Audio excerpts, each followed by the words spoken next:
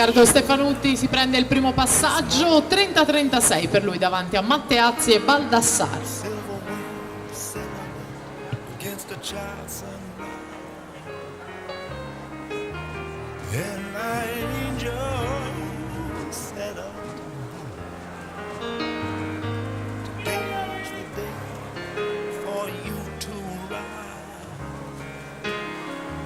Take my hand, you're gonna be my man, you're gonna ride.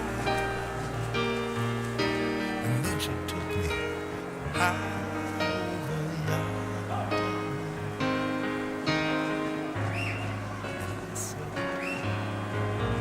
fly on, sweet angel. Fly on.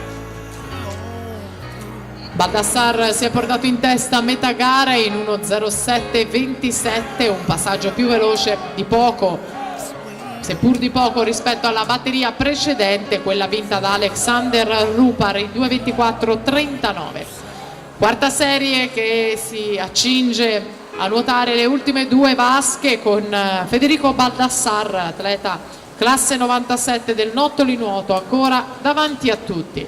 Per la terza serie Dario Di Carlo, Futura Club Prato in corsia 1, Davide Carogiulo, Plenty in Veneto in 2, in corsia 3 per lo Skopje Vedran Markovski, in corsia 4 Denis Scroccaro, Polisportiva Noale, in 5 Filippo Candeo, Team Euganeo, in 6 Niccolo Gori, SC Nuoto.